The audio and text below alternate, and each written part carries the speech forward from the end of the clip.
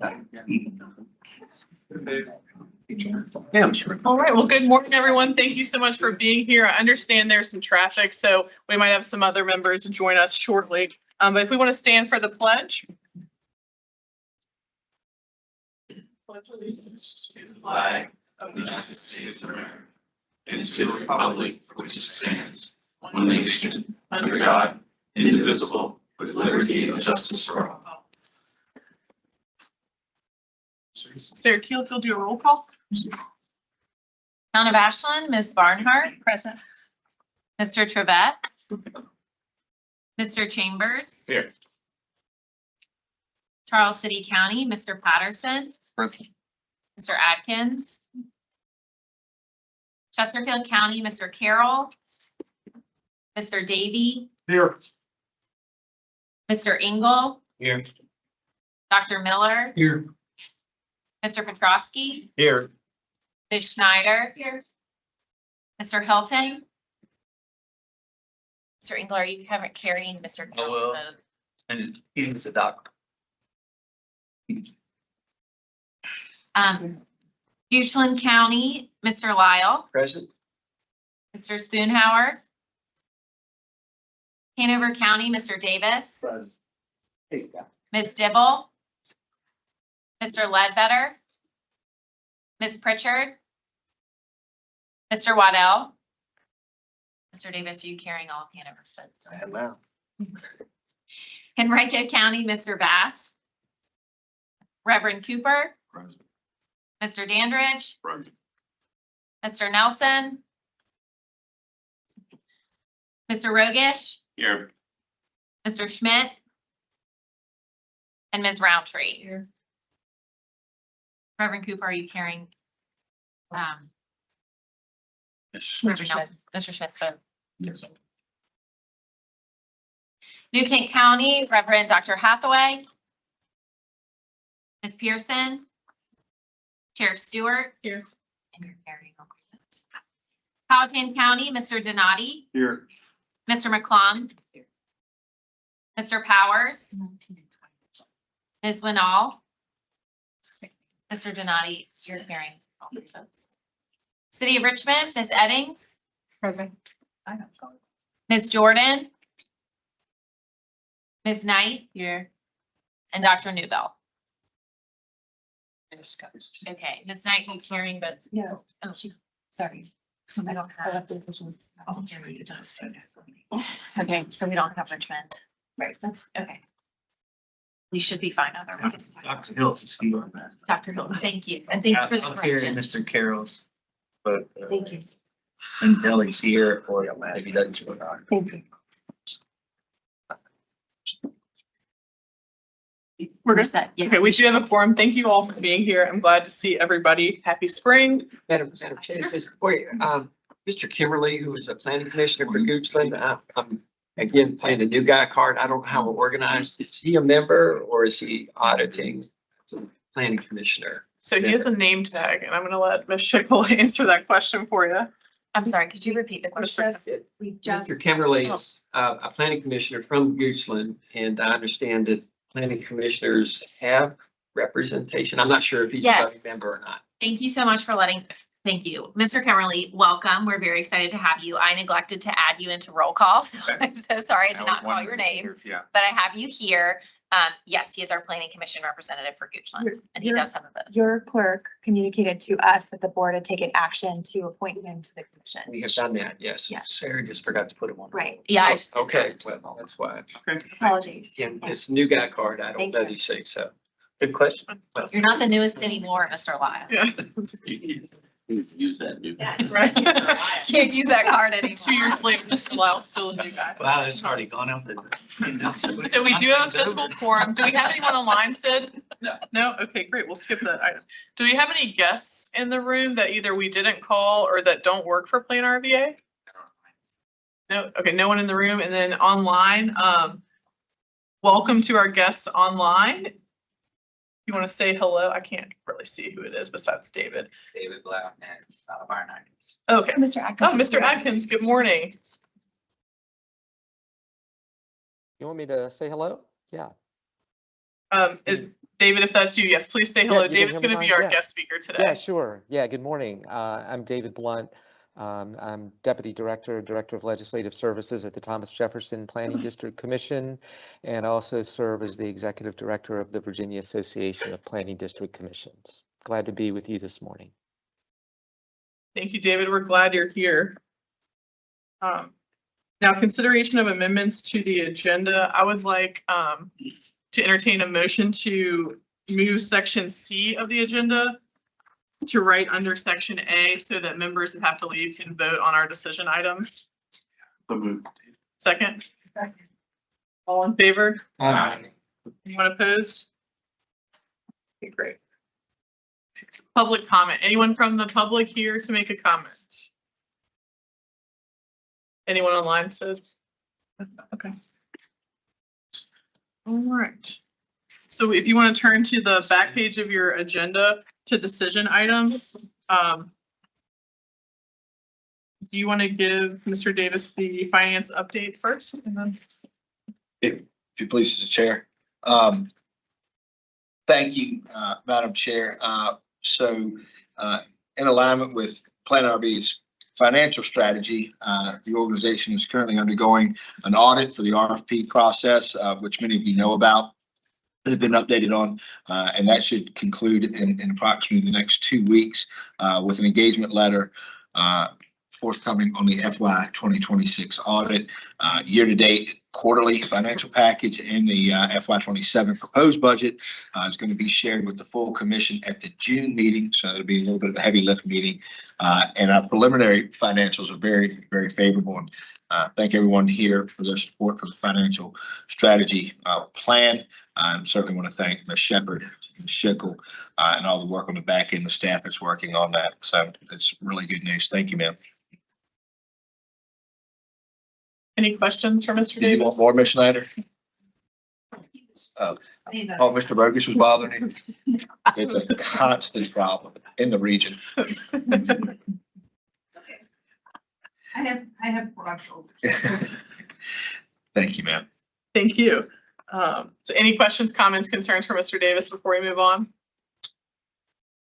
Great.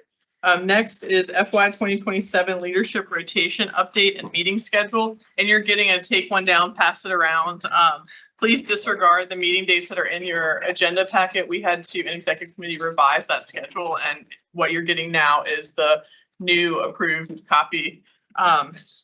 So leadership rotation update. I've been speaking with Mr. Patterson maybe last month. He decided that Charles City was not ready to step into the chair position. And I think, Mr. Patterson, I really applaud you for that decision. It takes a lot to focus on at home and make sure all your ducks are in a row. So thank you for making that decision. But that leads us to a decision point on who's going to be the chair and how we stay in our rotation and making sure that we don't get out of the rotation.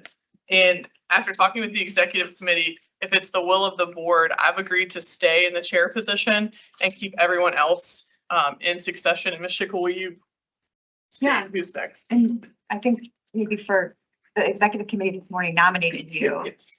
to serve in that. The rotation would call for Richmond City, an elected official assuming the role of chair for fiscal year 2028, so July 2027. Henrico would be in line to serve in the chair seat for fiscal year 2029, so July 2028.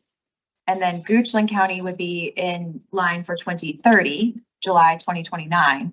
Chesterfield, then Hanover, then Powhatan are the sort of subsequent after that. Does anyone have any questions, comments, concerns with that? We do need to bring up that we're going to have to suspend the rule on only the bylaw that says that we can only have a one-term chair. But as long as that's incorporated into the motion and or voted on separately, I don't have any other concerns. Appreciate you stepping up. Any questions, comments, concerns? Okay, I think Mr. Davis has a motion. Madam Chair, I nominate Jordan Stewart in the succession plan that was brought forth for no rotation changes And so Jordan Stewart would stay as the chair for the other for this upcoming year. So with that, I move to nominate Jordan Stewart and the entire board slate selection as unanimously approved by the executive committee to bring forth to the full commission. And I further move to suspend Article 6, Section 3 of the bylaws in order to have this leadership plan put in place. Second. And we'll do a roll call vote on this just to make sure we do have 2/3. So Sarah Keel. Town of Ashland, Ms. Barnhart. Aye. Mr. Chambers. Aye. Charles City County, Mr. Patterson. Aye. Mr. Adkins. Chesterfield County, Mr. Davy. Aye. Mr. Engel. Aye. Dr. Miller. Aye. Mr. Petrowski. Aye. Ms. Schneider. Aye. Dr. Hilton. Aye. Goochland, Carol also votes aye. Goochland County, Mr. Lyle. Yay. Hanover County, Mr. Davis. Aye. Ms. Pritchard. Aye. Mr. Waddell. Aye. Henrico County, Reverend Cooper. Yes. Mr. Dandridge. Yes. Mr. Rogish. Aye. Missy Roundtree. Aye. New Kent County, Reverend Hathaway. Aye. Powhatan County, Mr. Donati. Aye. City of Richmond, Ms. Eddings. Aye. Ms. Knight. Aye. All voted. Well, thank you all for your faith in me as chair for another year. And thank you all to the other members for stepping up. And again, thank you, Mr. Patterson, for letting this happen and being ready to serve when called. Could you get some clarification around, are the other positions going to stay the same too then, or how is that, or? So everyone elevates into the position they would have if Charles City became the chair. Oh. So right now, Charles City City, will be vice chair. Yeah. Thank you. Basically, Charles City takes itself out of this rotation and then would be back in for a future rotation. Just that clarification, thank you. thank you for that. And all of you by now should have the meeting schedule for the next fiscal year. So the first meeting in September is September 3rd, November 12th, and December 10th for our joint annual meeting. And then moving into 2027, February 11th, April 8th, and June 10th. And Sarah Keel will do as normally done and send out calendar invites to everyone so you have the electronic copy as well. Yes. And for our next meeting in June, at the executive committee, we discussed and decided to move that to a virtual meeting. So we will meet online at our next meeting. What's the date of our next meeting? June 11th. June 11th. Thank you. So June 11th, please note that's a virtual only meeting.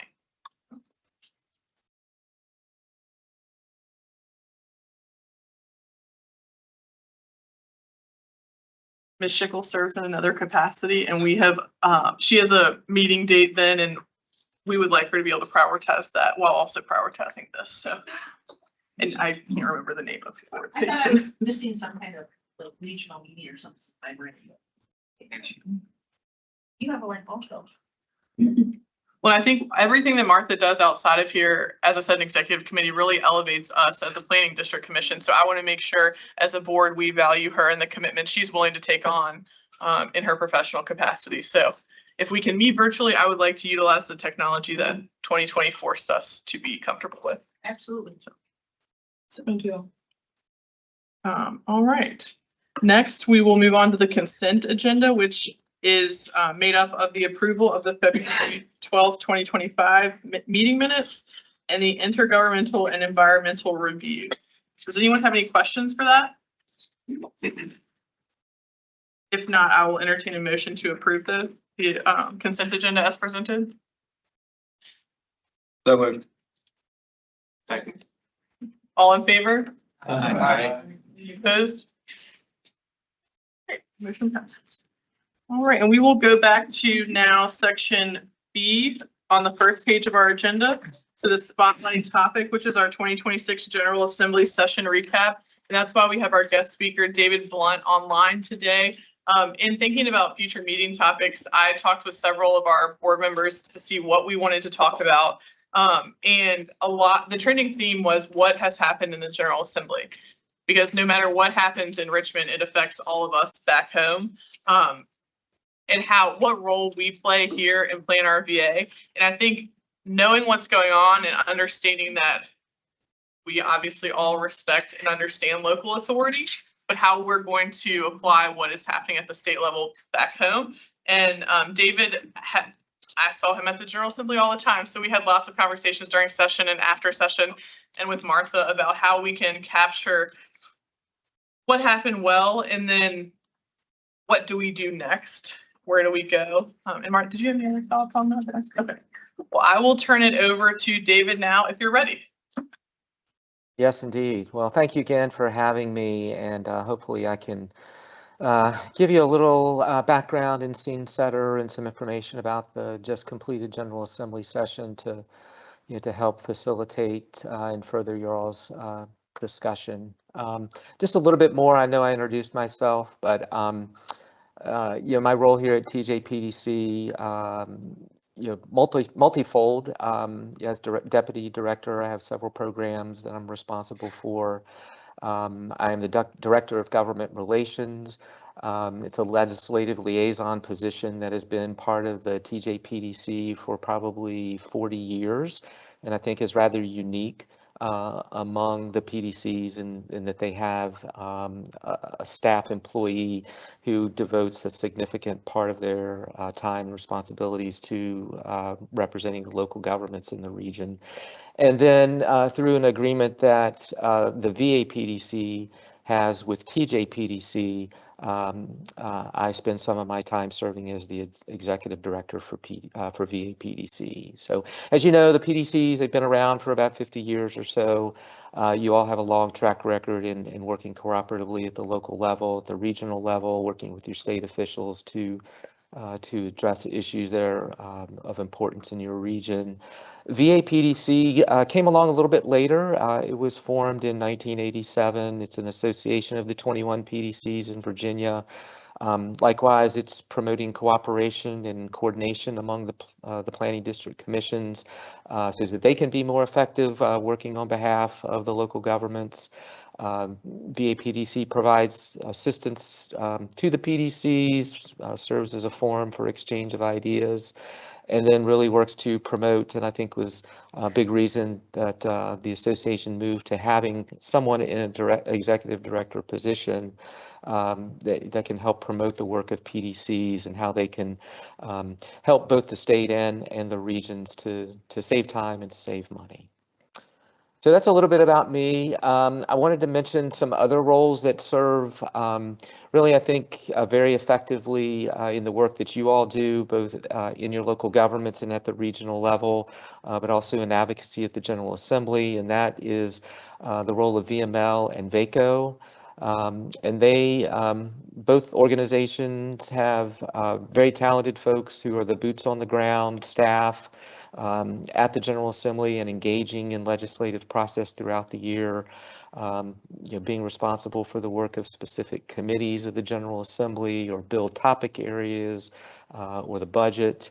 And they do a really good job, I think, with communicating out what's going on. You see their updates and their regular publications throughout the year. You see alerts and calls to action during the General Assembly session. But working with them in Richmond as I do, they are also very good at information sharing with other folks who are advocating at the legislature. There's just so much going on down there. The more eyes, the more ears, the better in terms of trying to keep track of everything that's happening. As you are aware too, a number of the larger localities across the state have their own legislative liaisons or government relations people that are at the General Assembly advocating for local bills or for budget items, but they are also there to support and oppose bills and work with others who are of like mind that have been introduced by other legislators. And we'll talk about a little bit in a few minutes. We did a lot of opposing this year. But those legislative liaisons are very key to the work, the collective work, I think, of local governments advocating at the General Assembly and really do a good job. In addition to representing the local governments in the Thomas Jefferson region, I've also taken on a role too of advocating on behalf of the PDCs through my work with VA PDC, and I'll mention a couple of initiatives that we had in just a few minutes. Wanted to talk a little bit about the General Assembly process, and then we'll move into some specific General Assembly legislation from this past year and the impacts of that. But, as I'm sure you're probably familiar, the legislature works on really there's two parallel tracks during the General Assembly. You have all the bills and the legislation that are introduced, and then you also have the budget process. And they're very intertwined, even though they are on different tracks. You have a number of bills that work their way that are working their way through the General Assembly that will find their way to the Appropriations Committee, or they will be stopped there due to a fiscal impact to the state, or it's just a good place to kill a bill, as we say. But there are a number of bills that have some kind of a fiscal concern or impact that do have to go through the Appropriations Committee, the House and the Senate side, before they can move forward.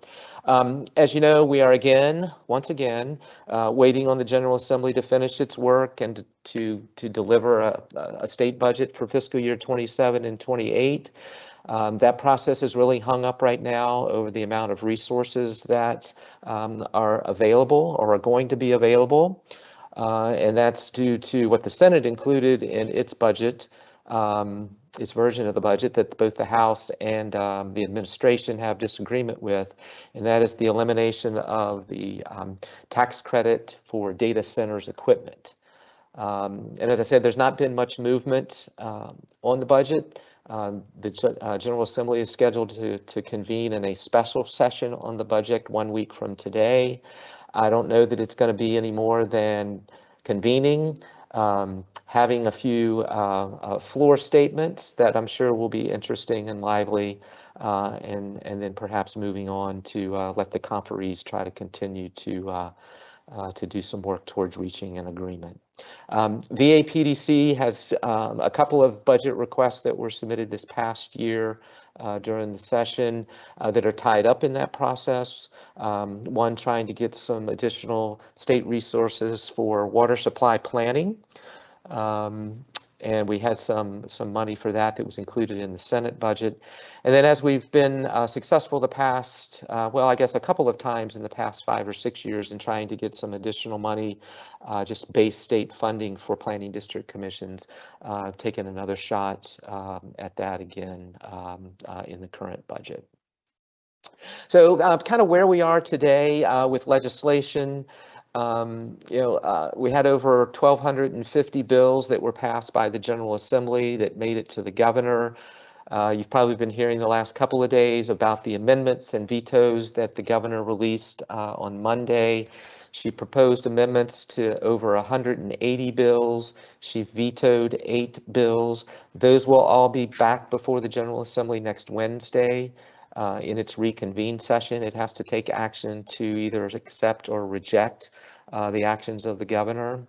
Probably most significant, as I was communicating with the local governments in the region here around Charlottesville to local governments, was a series of amendments to the collective bargaining legislation that was approved by the General Assembly, that would move collective bargaining from being a local option for local governments to one that is a mandate. And the action of, or the suggestion proposed by the governor was to delay the applicability of that mandatory collective bargaining to January of 2030. The bill is approved, had it applicable as of July 1 of 2028. And then several of the local authority bills that we'll touch on in a few minutes also had some largely technical amendments proposed by the governor. So total bills that were introduced, 2,350 roughly. A large number of those worked their way through the local government and County, Cities, and Towns Committee. House, County, City, and Towns, between the House bills and the Senate bills, considered close to 150 bills. Senate Local Government had about 100, 100 and almost 120, I guess, that it had to consider. I will tell you this session, and I've been telling folks, many of my colleagues have expressed a similar sentiment, not only in the local government world, but those that have been around the legislative process for as long as I have or longer, that this is about the worst session we've seen. I think that the volume of work to be done in 46 days or 60 days, which was the case this year, is just overwhelming with the current process. Again, all the bills, all the legislation, all the budget work that has to be done. And I think you're really seeing more and more, in the subcommittees and the committees on the floor, just long debate, long discussion. But you're also then seeing more and more votes, really being either close to party line or party line votes. And I went back and looked at some information that the Virginia Public Access Project had compiled, and really we were close to 1,100 either party line or near party line votes this past General Assembly session. And the last time we really saw numbers getting anywhere close to that was back in 2020, which is the last time, I guess, the first session in which, in recent memory, there was a trifecta with the General Assembly and the executive branch being controlled by the same party. But more and more, party line or close to party line votes that we're seeing. So just again, just a couple of minutes to set the scene. For a few of the bills I wanted to mention. I know you're all familiar with Dillon's rule, the legal principle that we follow here in Virginia, that local governments, only possess those powers that are expressly granted to them by the state, the Constitution, or the legislature, those that can be implied. Local governments are creatures of the state. This rule is used to interpret law when there's a question on whether or not a local government has a certain power. Statutory construction is what the lawyers, if there's any in the room, would call it. And Dillon's rule tends to construe grants of power to localities very narrowly. And I think that plays out every year in the General Assembly. We see a number of what I call local authority bills. And that ranges from requests from localities for charter changes that are needed. Things as simple as authority for having ordinance for requiring snow removal on sidewalks, or people having to cut their grass when it gets to a certain size, or things that are maybe more substantive as it relates to how you want to see your locality developed, or affordable housing and the like. And then the request could be, requesting authority for a particular locality, or some localities, or all localities. We really just see a broad range of things that, the localities are requesting, and then, as we'll discuss, things that impact the local authority. So again, operating under Dillon's rule, within, what we really have is a state and local partnership concerning the provision of services. Localities, I've been telling people for years, they are the state service provider. State or federal money flows down to the localities for the share of cost of providing those programs and those services at the local level. Many times that's through a formula. There may be a local share in many cases, but there's also cases where it's a requirement on localities that is not funded. And we call that an unfunded mandate. And then depending on the situation, the state, will provide direction. They may provide local flexibility. They may provide local option. But as you know, regardless of what the parameters of the service or program are, they're usually getting more costly, not less expensive. And that is what causes you all at the local government level to have to make a lot of tough budget decisions every year about this time of year.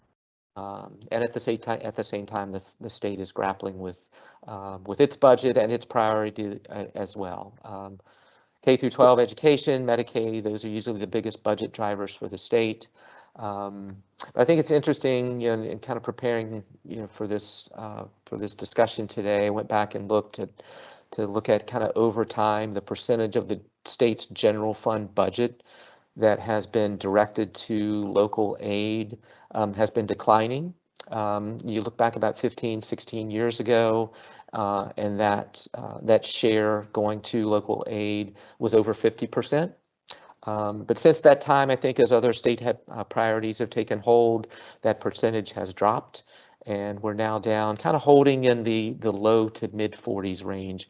Again, the percentage of the state's general fund budget that's directed to local aid. All right, so with that, let's talk about some bills. And I really wanted to kind of put in context, really by just kind of citing some of the language from just a handful of bills that were pretty prominent, I think, for local governments during the past General Assembly session. We had a couple of bills that and a number of these bills kind of had names that were attached to them. The statewide housing targets bill, and then we actually have seen that the last 2 years.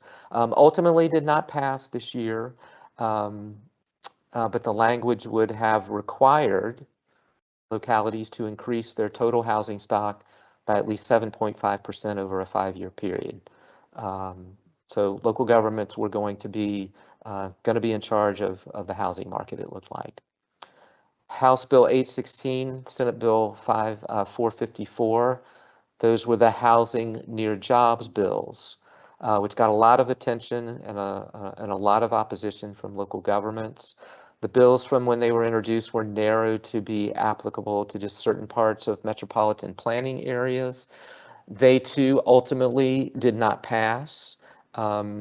And I really want to kind of give some kudos to some of the localities that are sitting around your table there, and some of your legislative liaisons who really did some great work, to help to steer those bills toward not passing.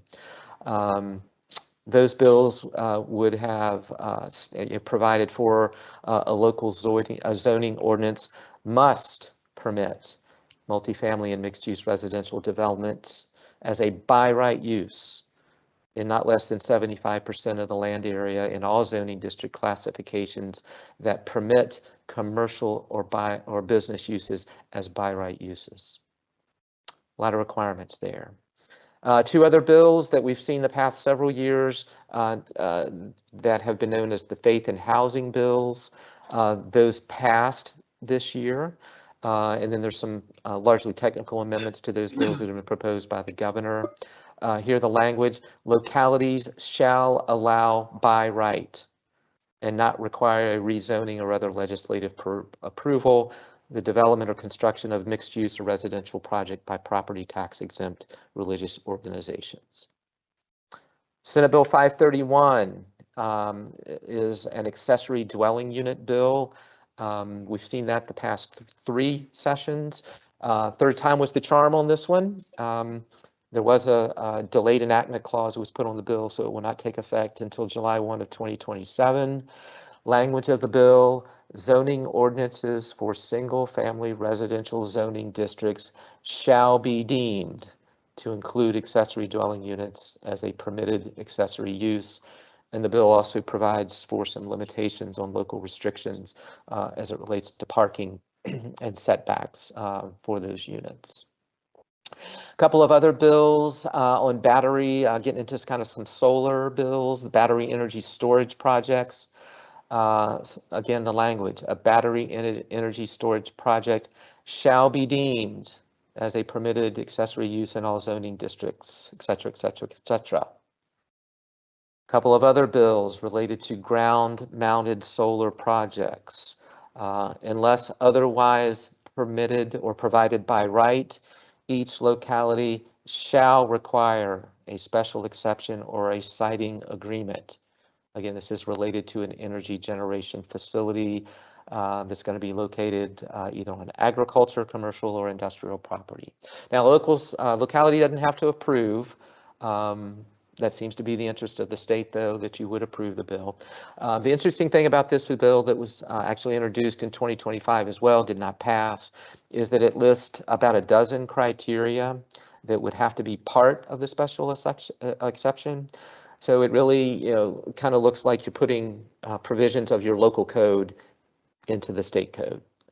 And then finally, of course, I mentioned the collective bargaining legislation earlier. You're moving that from a may to a shall, and then the governor proposing that January of 2030 rather than July 1st of 2028 be the effective date for that bill as it relates to as it relates to local government. So we'll see. It's been a good bit of pushback by members of the governor's own party that are in the legislature to legislation or to some of the amendments that are being proposed. So again, reconvene session is next Wednesday, and the General Assembly will have its opportunity to act on the amendments that have been proposed by the governor. So just kind of in conclusion and kind of some takeaway, I think my biggest observation from some of the things that I have mentioned today, for whatever reason, whether local actions that are being taken that are not liked at the state level by the General Assembly, or local inaction, or local action that's not happening fast enough, or a mix of different actions across different localities in the state that would reflect the will of those communities. That we're seeing an increasing desire, as shown not just in the bills I mentioned, but in others that are introduced, for the state to set, some pretty prescriptive, in some cases, policy direction for localities, and really less deference to local authority. I think the biggest question that comes with that is what are not only the near-term ramifications of the approval of some of this legislation, the near-term impacts, but also what are the downstream impacts as it relates to your communities. And I guess time will tell.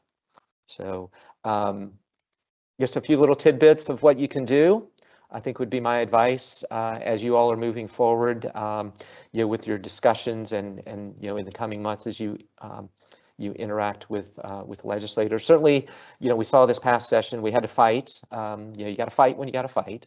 And again, I think some of these bills got a lot of opposition. But I think, more pragmatically and on a positive note, the work that I've been doing in the legislative arena for the past 30 plus years, I have always tried to emphasize the overriding importance of building relationships and developing trust. That's got to be the foundation for the work that you're doing in working with other policymakers, in my opinion. So, I would say keep yourself informed about what's going on at the state level, what's being discussed as far as state policy, what's being considered when we get to General Assembly sessions. Do what you can to build those relationships, to develop that trust with state officials with which you're interacting, your legislators, their staff. They're very critical, to know and to have a relationship with, because they are your access in some cases to the legislator.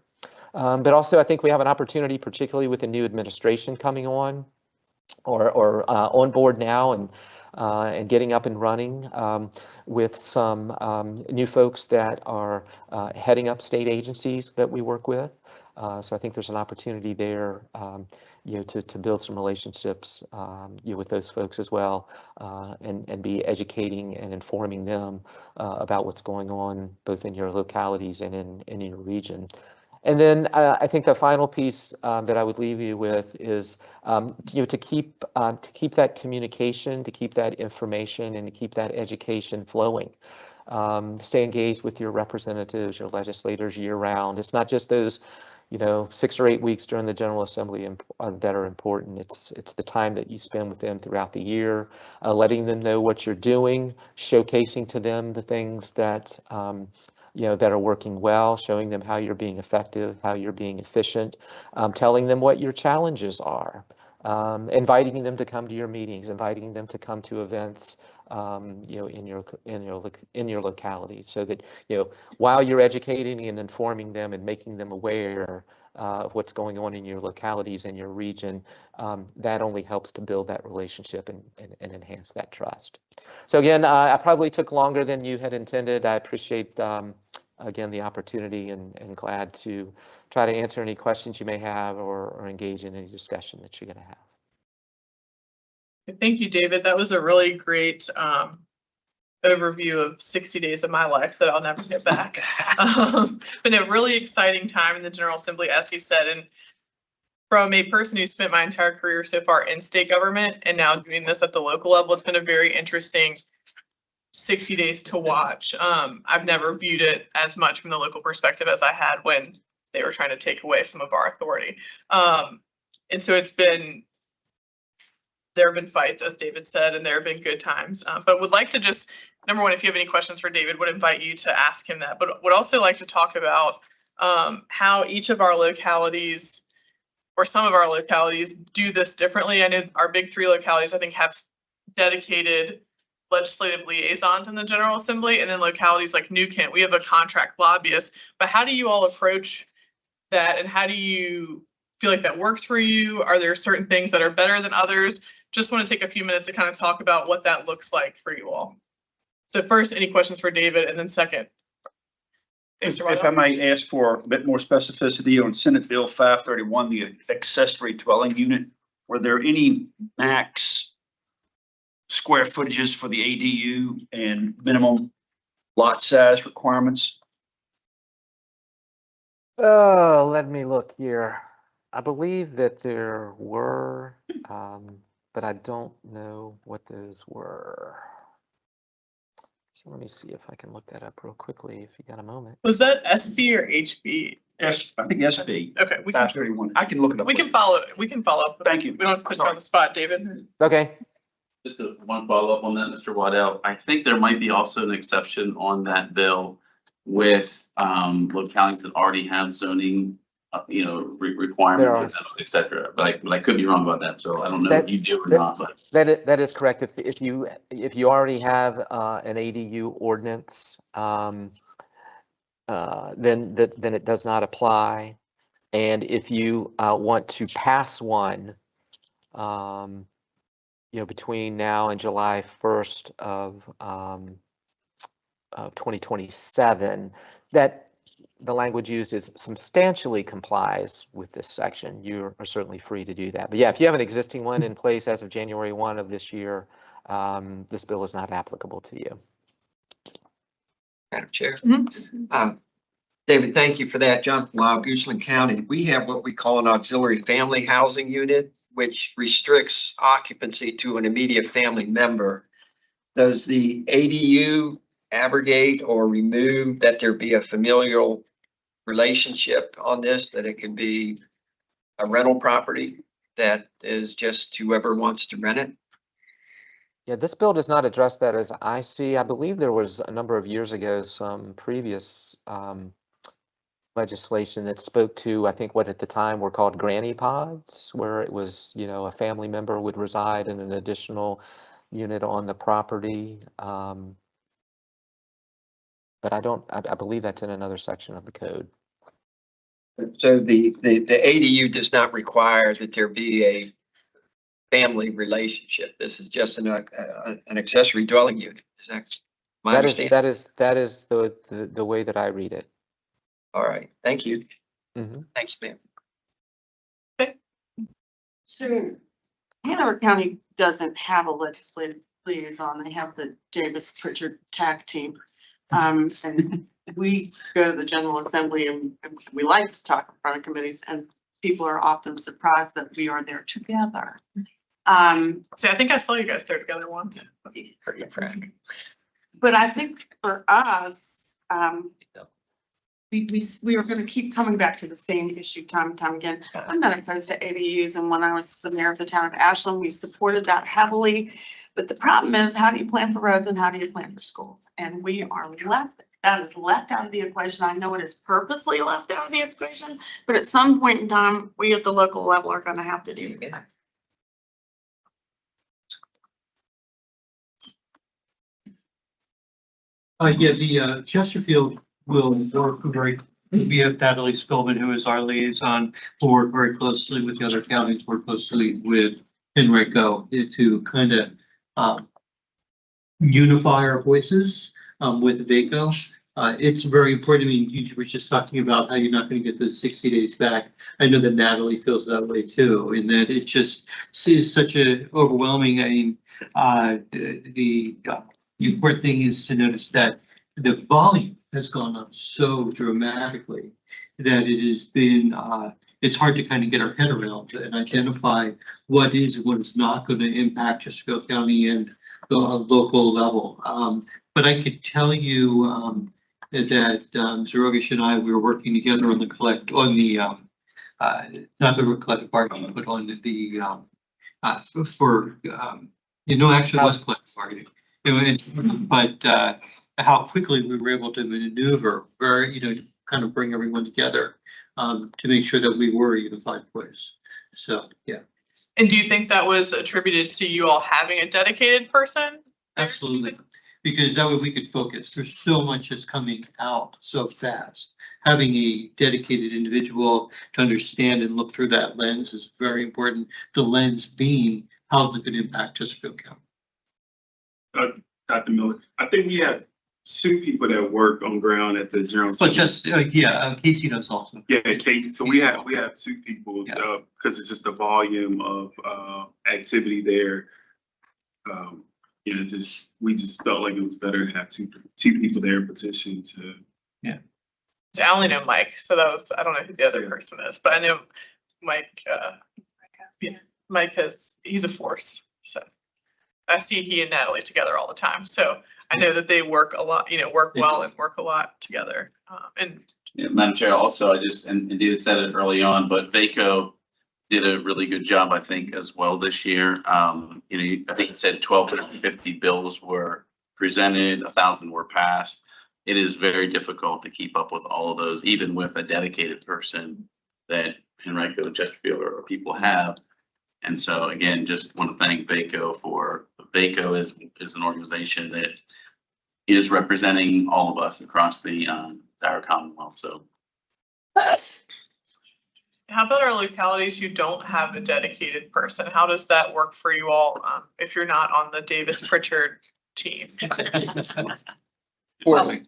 Poorly. Yeah, we do not have a dedicated presence there, but we do have a staff member who will go down on specific bills. But there's just a point where we recognize we're not going to be able to keep up with everything that's going on down there. So we pass and meet with our legislators ahead of time and give them usually an 11 to 13 bulleted, these are issues of importance to us.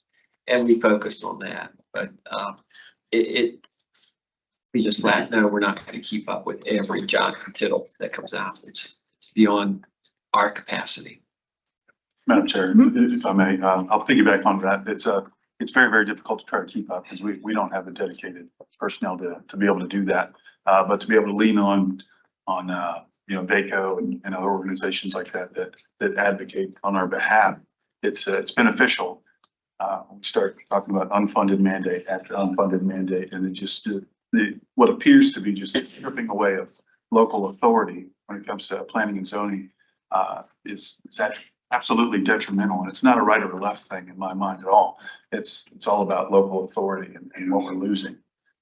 So I'm not sure what PlanRVA does to advocate for some of these things for some of the smaller localities that I think any help would be appreciated. I think that's a great segue, Mr. Denny, to kind of the role of PlanRVA in all of this, and where I see it as is not so much an advocacy tool, but an information provider and a data collection. I think there's a certain level of respect, or at least from what I've seen in the General Assembly, when we say, this information is provided by PlanRVA. They collected this information, thinking specifically about a lot of the traffic stuff that's been going on in our region recently.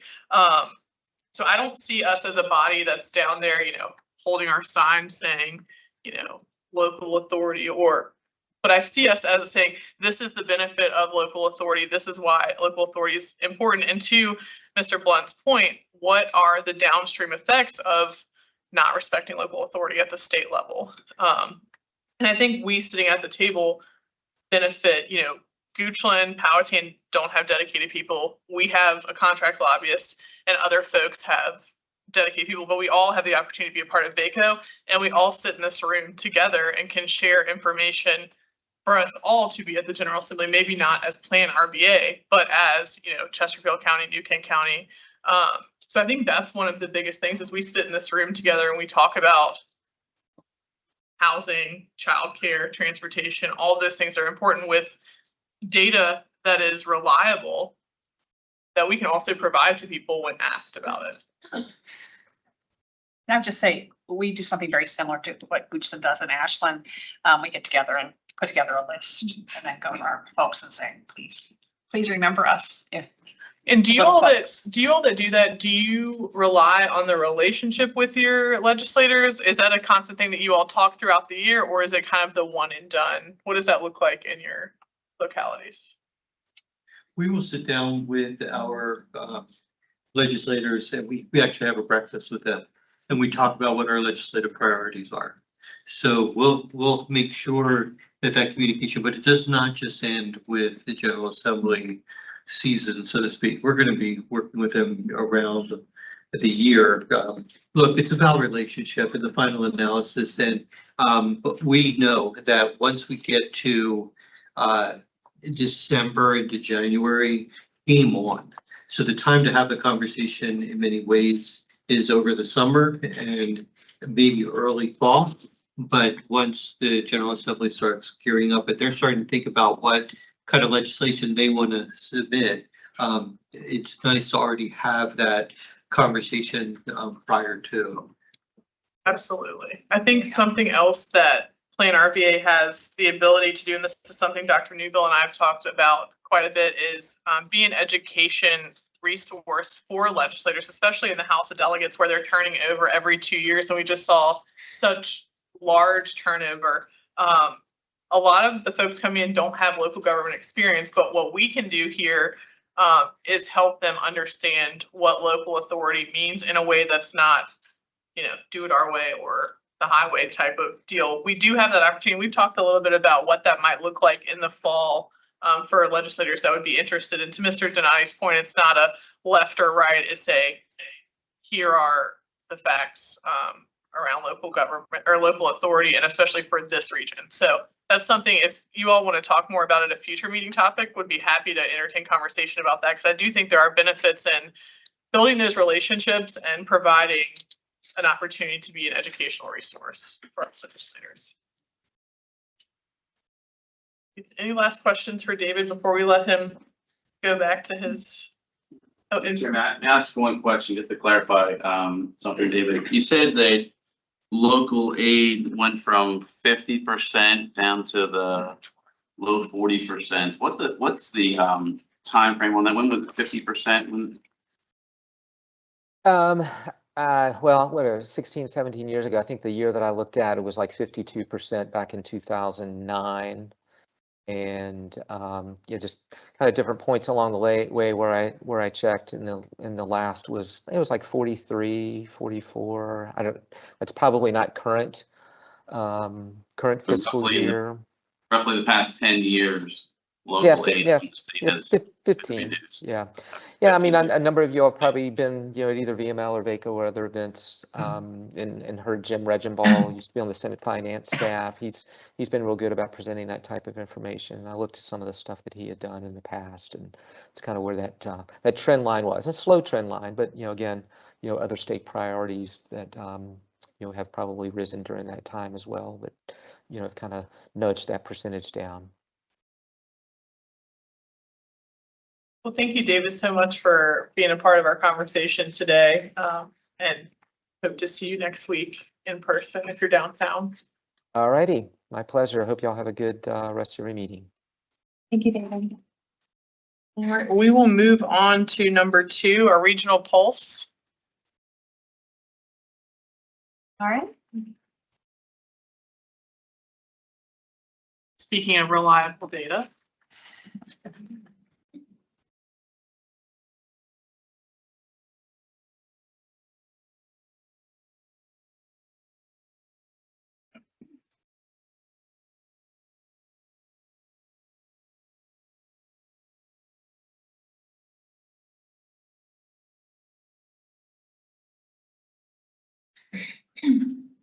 Thank you, Madam Chair and the member of the board. Good morning, and thank you for the opportunity to present another edition of the Regional Pulse. Today's focus is on one of the core pillars of RVA Rising, rewarding work. At its core, this pillar is about a simple but very important question. Is work in our region truly supporting upward mobility? Today, I'll walk you through how we define and how we are defining and measuring that, from access to jobs to the quality of those jobs, and ultimately whether work provides stability and a pathway. Sorry, I forgot to turn on my timer. Here is a quick overview of the RVA Rising framework, and you might have already seen it a number of times in the past. I'm just using it as a framework, as a reminder. At the top are the drivers of mobility, the big conditions that shape the region. Today, we're focused on rewarding work as one of the drivers. Each driver is broken into indicators, which show where mobility is working or breaking down. And under each indicator, there are metrics, the actual data point we track over time to measure progress. Over the last 8 months, we conducted 3 workshop sessions to identify key metrics from a pool of 72 indicator metrics, 72 metrics, not indicators. So, first workshop focused on access to work. Can people find employment? We looked at labor force participation, jobs market health, and other labor market dynamics. Second session examined on job quality. Does work support mobility? Do residents still align with what is in demand? Are credentials matching the labor market? And so on. Session 3 addressed sustainability. Can people stay employed and advance over time? This covers benefits, childcare access, long-term financial security, and other things. By the end of the 3 sessions, we had a balanced portfolio of vetted metrics under each indicator category. Here is how we are organizing the rewarding work pillar. Access to work with 3 metrics, quality work with 4 metrics, and sustaining work with 5 metrics that have been vetted through that process. Today, I'll be focusing on the first 2 indicator pillars there. This slide looks at unemployment as a basic measure of access to work. PlanRVA is at 2.6%, compares to which is lower than both Virginia and the US, which are at 2.9 and 3.6 respectively. However, lower is not always the better in all of the metrics. This one especially, because lower is good, but too much lower represents this very high, very tight labor market. That means jobs are available, but it can also signal that labor shortage is, and there could be potential wage inflation. This one looks at occupation skills gap. We compare jobs demand versus available workers by occupation, identify shortages and surpluses in each of those industry categories. And then we weight larger industries more heavily before rolling it into a score. On the right side, the chart shows where the gaps exist. Positive values indicate more workers than jobs or surplus. Negative values indicate more jobs than workers or shortages. We see strong surplus in arts and media, suggesting there is a lot of underutilized talent. Shortages are more pronounced in STEM and healthcare, especially when we compare ourselves to the state. Some sectors like education and management are more balanced. Next, this metric, hires and separations, looks at whether people can keep good jobs, not just get them. We measure that using hires and separations together, what we call job churn or market churn. High churn means people are moving in and out of jobs frequently, which signals instability. In the middle of the slide, you can see that PlanRVA region has slightly higher hires, but also higher separation than Virginia. So while people are getting jobs, many are also leaving them. On the right side, the quadrant helps us interpret this. High hires combined with high separations puts us in a high churn environment, not a lot of healthy one. High hires and low separations are probably the quadrant we want to be.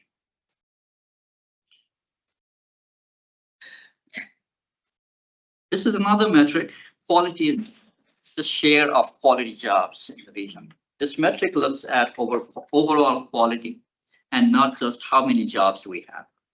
We start with share of jobs by occupation, then weight those jobs by wage levels using the ALICE threshold. ALICE threshold is close to about $24 an hour, which is identified by ALICE data to be the threshold where a family can effectively pay their debts, responsibilities, live comfortably.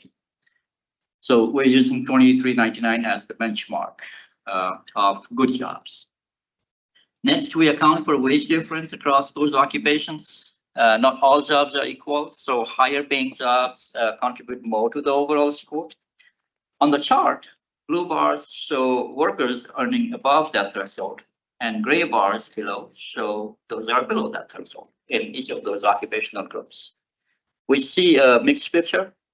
Strong presence of higher wage jobs in STEM and management, but a large share of workers in service, sales, and some educational services roles fall way below the threshold, or basically underwater, as that image will show. Now, this metric, employment by occupation, looks at economic mobility. Are people working in jobs that offer path upward? We group occupations into tiers: high opportunity, middle opportunity, and low opportunity. On the right, the chart shows how our workforce is distributed across these categories compared to the state. What stands out? We have a higher share in sales and administrative roles, which are typically lower mobility. STEM remains relatively small, limiting access to high opportunity pathways in the region. Some strengths in healthcare and skilled trades, but not enough to shift the overall balance. This metric, occupational representation by race, is a multidimensional metric, which also looks at race as how it is distributed across the workforce. Are racial and ethnic groups represented proportionally across occupations or not? We start with the region's overall workforce composition, which is the top bar with the red R. It's the region's overall share of racial workforce share. If every occupation reflected in the regional mix, we would see no gaps. If all the occupations have the same mix, we would see no gaps. But when groups are over or underrepresented, that signals segregation in the workforce. On the right, occupations are ordered roughly from higher wage on the top to lower wage on the bottom. We can clearly see a pattern here. Higher wage occupations tend to be less representative. Some groups are underrepresented in higher paying roles and more concentrated in the lower paying occupations. This slide brings everything together. What you are seeing is how individual metrics roll up into the indicators and how those indicators will combine into an overall driver for rewarding work. At the bottom, we start with specific metrics like unemployment, skills gap, jobs quality, etc., etc. These feed into three core dimensions: that those could be weighted based on which metric we feel are more important and which are less important. But right now, we have not weighted them differently. We have weighted them equally. So these will feed into the core dimensions: access to work, quality of work, and sustaining work. And at the top, those three come together into a single overall standardized score of rewarding work for the region. So this has been the overall plan of how our rewarding work pillar is being developed. Thank you so much. Any questions? Mr. Waddell? Thank you. You mentioned high hires and high separations kind of in a negative context. Could that be that folks are, and that could be mass upward mobility that's not easily measurable? That could be absolutely true. And there is where we need to make some subjective judgment on the data. Not everything is math. So thank you. Yeah, that's a good point. Thank you. Next, could Ms. Addings first? So to that same point, the causes of separation are not known? From this data set, no. We only know that there has been separations or rehires. We have the ability to remove the seasonal hiring pattern, but otherwise we don't know why. And for the 3 sessions that you all conducted, was it with the same population? Yes. Right. Mr. Kimmerly? Yeah, as the new guy, these are difficult to read. Do we get access to these? Yes, they'll post it online. That's the So online. everyone will be able They're to. online right now. Yeah. Thank you. Mr. Waddell? One more thing. How large was the population of the interviewed people?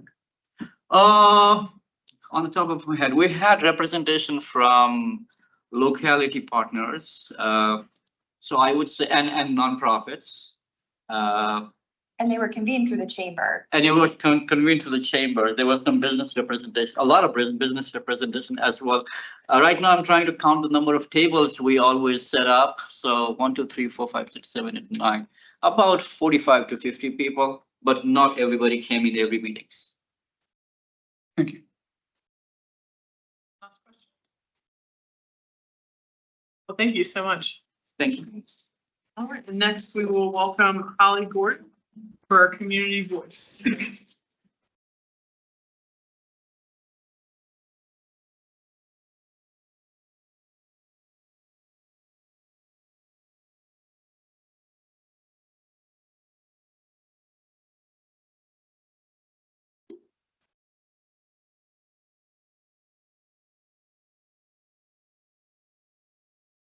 Okay, hi, everyone. I'm here to give a short update on where we have been with our engagement efforts of about the last month since we saw each other. And so wanted to tell you, always start by showing you a little bit, if my screen would go. There we go. Show you a little bit about where we have been out and about. In the last month, we've probably been to about 15 different engagement events out in the community. These are the ones that are upcoming in the next month or so. The program area in the green and the purples is kind of telling you what kind of programming we are usually going out talking about. And then the locality column on the right is telling you where we are. What we've found, and you've probably noticed this each time we share this, is even if we are physically located at an event somewhere, it is actually a regional audience that we're talking to. Because we live and work and play very regionally, we are often considering that a regional reach. Sometimes it is very specific to the locality. You'll see there's a new category there in the green, which is the Weaver Awards, which I'll talk about in just a second. But this is to give you a little bit of an overview of where we've been and going. This is also available online right now as well, if you can't see it super well up close.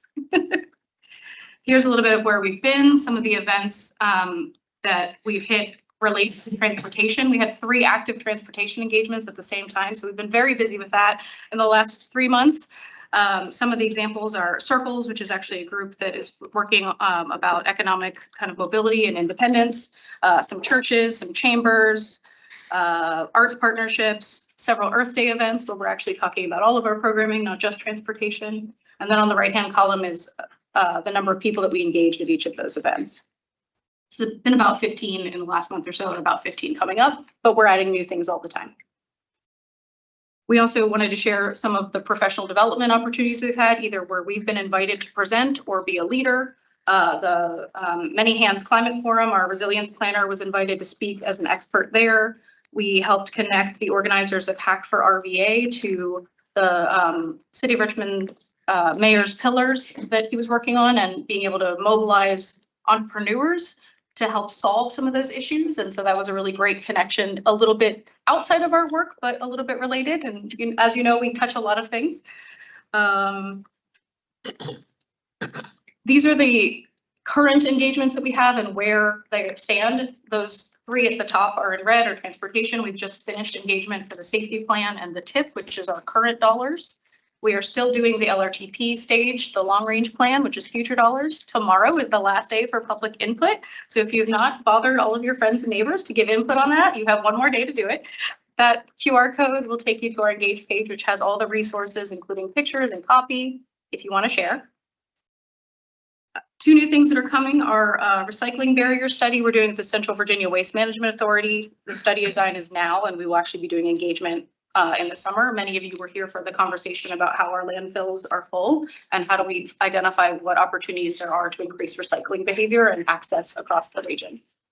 And then the last are the Weaver Awards, which we're building our partnerships now. That program is an award that we got from the Aspen Institute to identify the people on the ground who are doing the weaving and doing good work.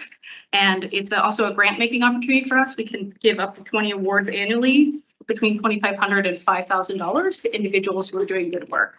And Kristen, our engagement coordinator, is managing that program. And so if you have questions about that, we're having some info sessions that are coming up. There's a handout out in the lobby that you should grab if you would like to know more, so that we can spread the word. This is also a great opportunity for us to make more on the ground partnerships in community engagement. It's a fun way to both get to know people and to share the love and resources. Wanted to show you a couple of stats in my last few bits here about what our engagement site is doing. So our transportation safety plan had the largest engagement of the ones we've completed. These are just the ones I have data on now because they're finished. If you'll notice, there was quite a lot of engagement around safety. You probably know that that is a thing that people can really understand and attach to. It's probably been one of our most successful single engagements. People want to talk about safety.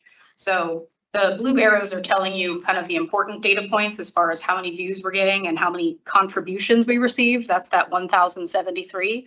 That was survey data about people's thoughts on safety. Here are some quotes that came from that. A lot of things that we saw across the board were related to not feeling like pedestrians felt safe in the presence of cars and that cars were not paying attention. And speed was absolutely a theme that ran throughout every single one of the comments nearly. Some were very specific, some were broad.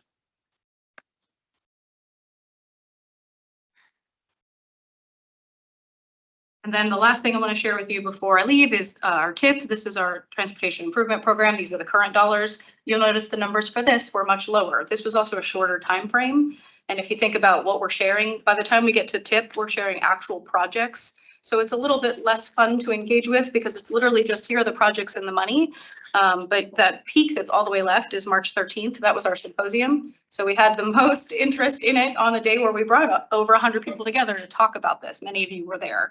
So this one had fewer, I would say, kind of actual things to say because it's a little bit harder to contribute once the project is already really ready to go. But I have some quotes for you. Here's some things people liked and some things they didn't like. We had some really thoughtful comments about specific projects. One encouraging us to move beyond conformity and have aggressive targets for greenhouse gas emissions related to roadway projects. Being disappointed about specific projects and changing behavior, which is that top right, kind of how do we change if we keep getting funding the same old way? And then positive excitement around transit, GRTC transfer stations, active transportation, and the pulse lines. And that's it. Question. Yeah. So I want to pull at that thread, the mention you had about, when it gets time to the project specific level, there's people feel like they have less ability for feedback. But then we see with the safety engagement being high, is there a way, or do we already draw connections for folks to show where, hey, your participation and engagement in this broader process directly resulted in the choices we made in this like sort of more granular right? Like, because I think probably people need to be taken on that journey. Yes. For how the feedback, because I think a lot of folks think, oh, I just give this feedback and it goes into a thing, but then they're gonna make these decisions anyway. Yeah, I think we are doing it, but we have not perfected it and it still needs attention.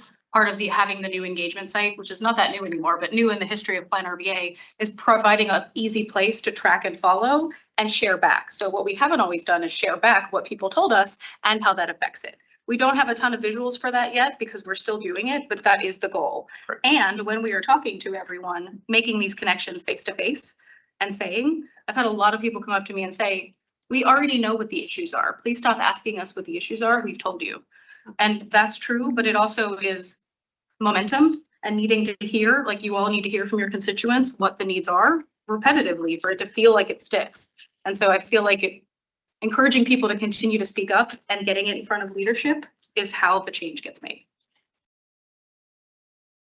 I just wanted to say that I took several flyers from the symposium about the Weavers thing and have been handing them out to people in the community that I think would be, so, yeah. And it looks like it opens in June. For applications for folks who would like to become a weaver, yes. Yes. Awesome. Well, thank you, Holly. Do we have any last questions for her? No, thank you. Thank you. And we will move on to our section D, our mission moment. Martha. Thank you. Just very quickly, I wanted to talk a little bit about some partnerships. I know many folks in this room and from your local governments are planning to attend the intercity visit hosted by the Chamber in Phoenix. I'm really excited to say that we have near all localities represented on that trip. And I think maybe Hanover gets the Gold Star Award for the number of representatives from one jurisdiction. It's very, very exciting to watch the registrations coming in and seeing how much participation we have in that trip from our local governments. So just really, really excited about that. I know some of you might be at the orientation this afternoon, but we have publicized the orientation session this afternoon and the trip itself. So it is publicly noticed to fulfill the requirements under notification under FOIA. That's something that we do in partnership with some of our other anchor organizations to ensure that you all are legally compliant in your attendance at these events. Just pulling on that a little bit earlier, Holly mentioned the hackathon that happened on the weekend of March 27th, 28th, and 29th. I was able to participate in a number of the planning sessions for that event.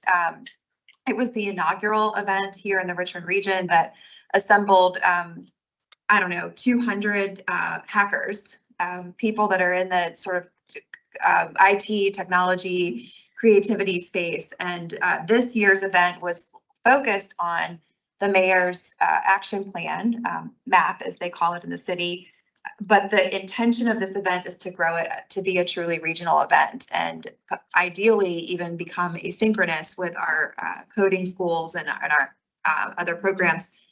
I was able to witness two selected winners that were comprised of high school students that made it to the finals and were awarded winner status at the hackathon, which was really, really cool to see young coders and young problem solvers from our region's school systems, not just the city of Richmond, come forward to be able to lend technological solutions to local government problems. It was really, really exciting. And I would say without a doubt, every single one of the pitches that were submitted are things that each of our local governments would benefit from. So we're working with the organizers of the hackathon to find out how we can carry the results of that effort forward. It wasn't just sort of this nice to do kind of cool exercise that happened one weekend in March, but there are active discussions about how to distribute the solutions, the problems that have been identified in the mayor's action plan to each of the local governments and the broader nonprofit service community to think about how some of these,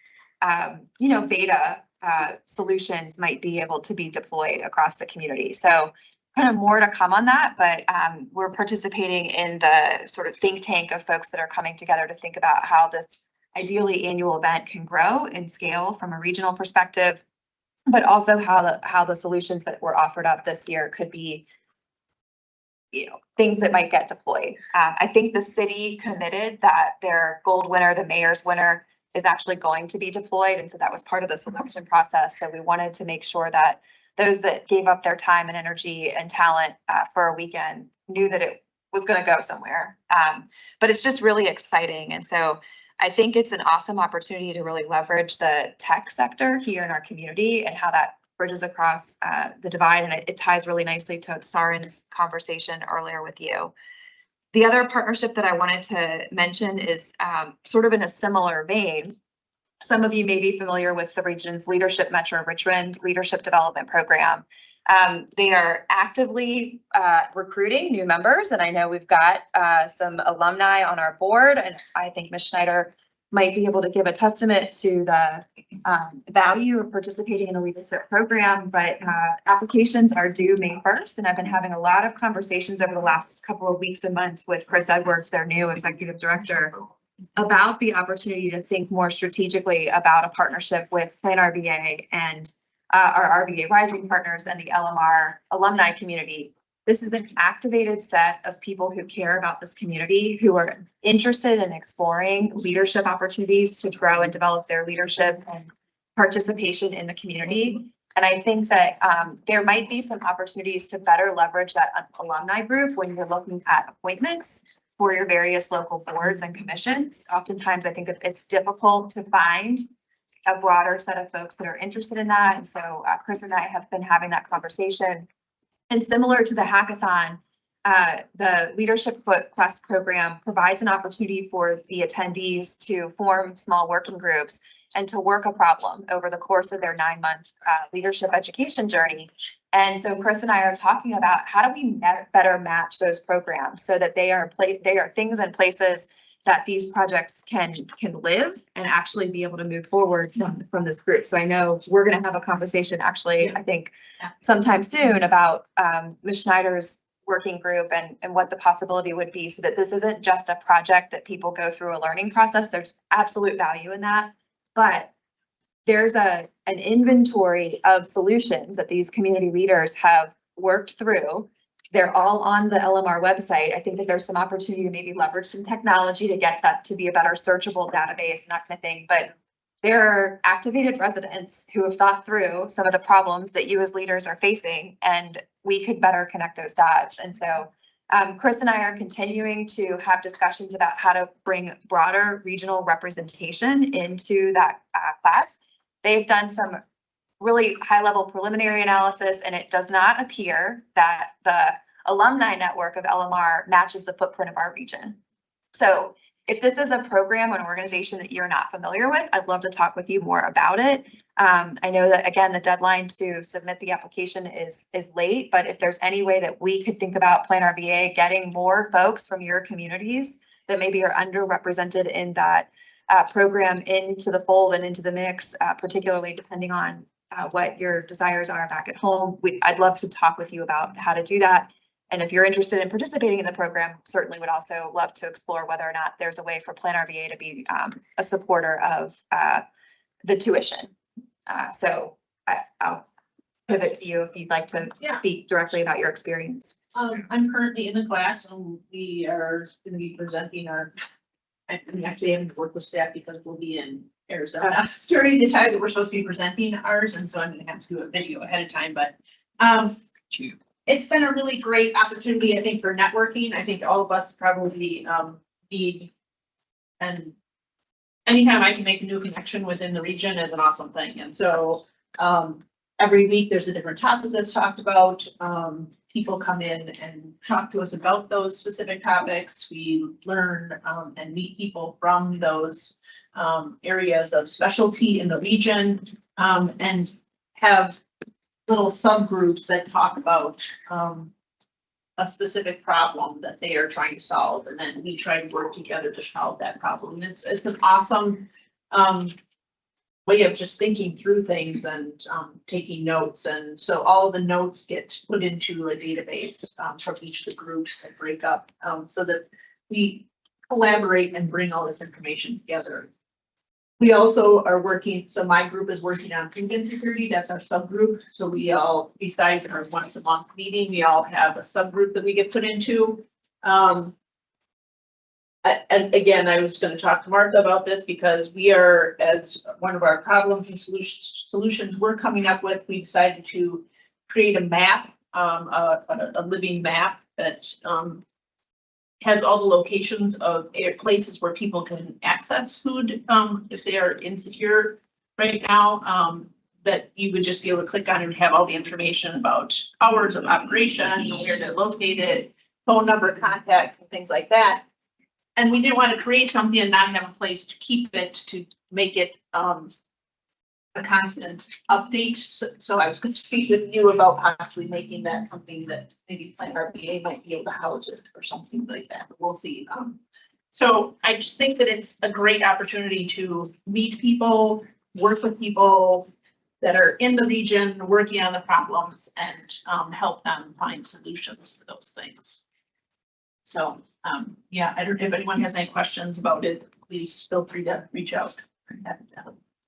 It's been a good experience. So. Chris was actually in our group too, so he just took the class with us to get in trouble this year. So we've been taking the classes right along. That's gonna be Thank you both. And we will move to the most exciting part of this whole meeting, to Powhatan County's convene the region commissioner engagement. Mr. Vada. Excellent. The most exciting, that's a lot of pressure. Right, absolutely. Well, thank you all. This is very humbling just to have the opportunity. So thank you, Chair Stewart, for the opportunity. And we always feel like being in Powhatan, being the bedroom community for the region, it's always the little fish in a big pond, right? So it's well, I'll say it this way.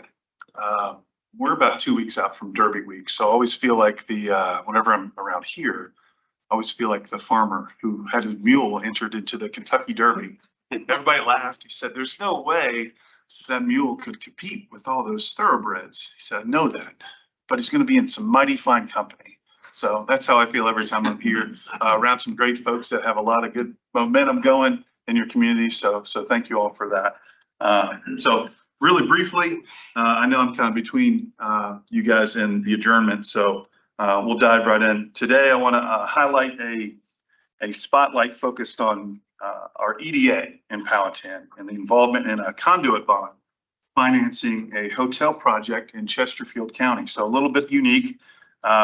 This was significant because it presented Powhatan's EDA with a new and unfamiliar opportunity to participate in a financing role outside of its usual experience. So next slide, please. Powhatan's EDA was approached by an applicant to issue a conduit bond for a hotel development located in Chesterfield County. While this was outside of Powhatan EDA's typical path, it created a valuable opportunity for learning, organizational growth, revenue generation for the EDA, as well as increased market visibility and, of course, collaboration. This was a strong example of how EDAs can expand their capabilities while supporting broader regional economic development goals. Next slide. So the project under consideration was the Shameen Hotel Springline at District 60 in Chesterfield County.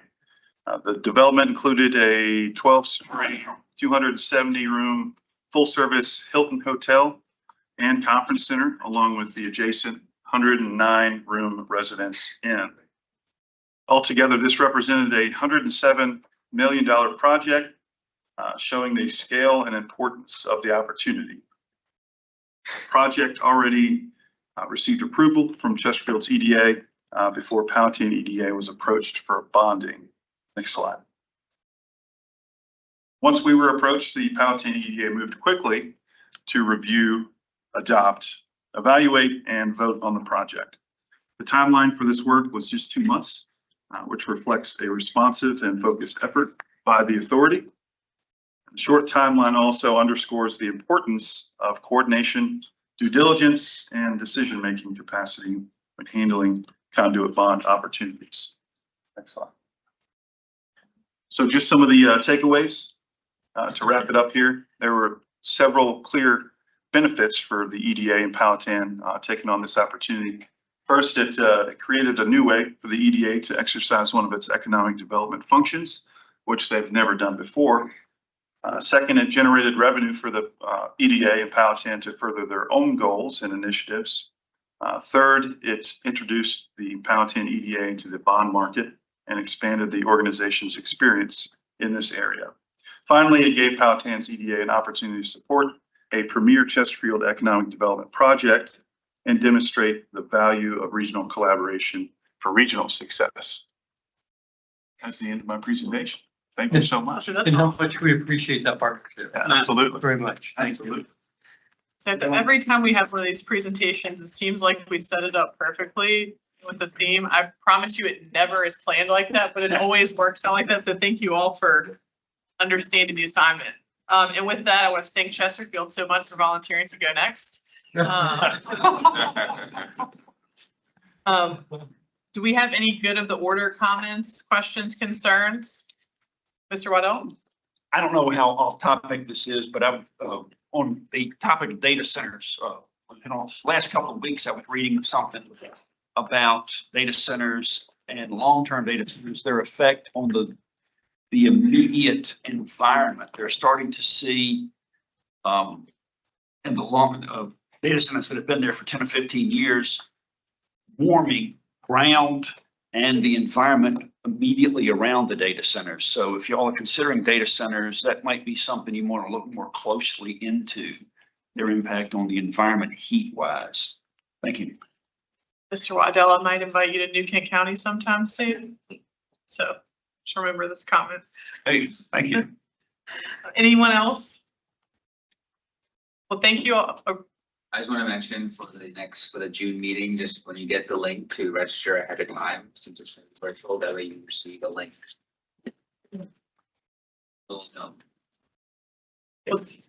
Madam Chair, in the executive committee, I acknowledged my need for some onboarding, and my colleague from Ashland said she'd like to sit in as well. Might I suggest that if two of us, and I'm volunteering Mr. Kimmerly to also participate, that you might consider broadening that, and that would dilute my irritation factor in the session. I think Ms. Barnhart already accepted an invitation, so we can share the date that she chose, and we've conducted a couple already, but yeah, if anybody would like to sit in, we can let you know dates that we've scheduled with board members and or set something up to suit schedule. Thank you. Thank you, Madam Chair. Well, thank you. Well, thank you all so much for being here today and participating. As Sid said, we'll meet online on June 11th. If anyone needs anything in the in-between, please contact myself or Ms. Schickel. But otherwise, have a great rest of the day and month. Meeting adjourned. Thank you. No, how much? Yes, ma'am.